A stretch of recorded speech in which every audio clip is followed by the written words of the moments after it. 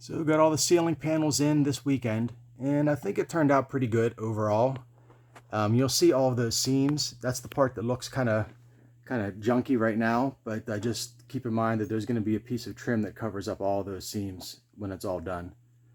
And right now when I look at it, I mean, it looks kind of dirty. It looks like it's supposed to be white and it's just covered with smears of mud or crap or something. But I think once the trim goes in, it'll look more intentional then. And then plus the walls will bring out some of that wood character as well. Everything went smoothly. There's a couple goofs. There's a big gap right there. And that's really because I wanted to keep these lines parallel all the way down. And so that means that this line had to be continuous all the way to the end. And I had to cut it so there was like sort of like a C shape, like the letter C, that would kind of wrap around this pillar. And when I cut it, there was really no way to fit it into place to wrap it around.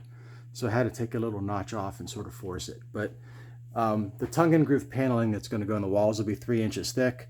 And then there'll be a piece of like crown molding across the top. And I think that's going to cover it just fine. I kind of think the crown molding and everything's going to come out pretty much to the edge of this pillar across the top. So I don't foresee that being a problem. The ceiling fan was a pain in the butt. The main trouble is that the base of it is pretty small. It's only like a little over 4 inches, the base. So I cut the hole too big, and that meant there was a gap showing. So I had to buy that medallion that's up there. And you can see that medallion has like a lip around the edge, like a piece of like bezel, I guess. And the mounting hardware for the fan is way snug up against the ceiling, so I couldn't reach the screw heads to tighten it up. And I couldn't drill through that plastic because of the angle, so I had to melt through it with a soldering iron to give me access to bring a screwdriver in from the side and tighten up the screws. And then I had to paste that together and paint it a little bit. You can't really see the mark, so it's not too bad. But it was almost all of yesterday was spent trying to get this stupid fan up there. But it's in and it looks good and it works good. It's got a remote control, so that's nice. All the light fixtures are in. The heating and air conditioning vents are in. It's a lot brighter in here now that I've got proper lighting. Another vent's in there. And then really the only other part there's a bummer is where that piece of trim is. That's just a temporary thing for now. But that ceiling joist across there is one of the few original ones from the barn. I took as many of them down as I could, but that was a structural one that I couldn't remove.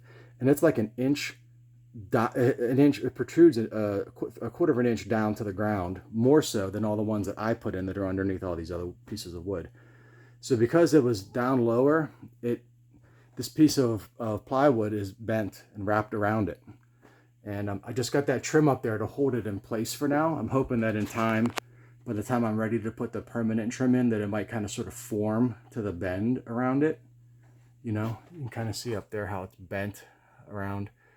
And I just don't want it to crack. That's my biggest concern, is that as temperature changes happen, it might crack right where it goes across that joist. But I don't know. I'm going to hope for the best with that. But all in all, I think it turned out pretty good. Everything's nice and flat otherwise. All the joists I put in, I think I did a good job. They all lined up well. All the screws went into the right place. The screws are in a perfect grid formation. And they don't look as bad now that I've got them all in. I think it kind of will bring some character to it.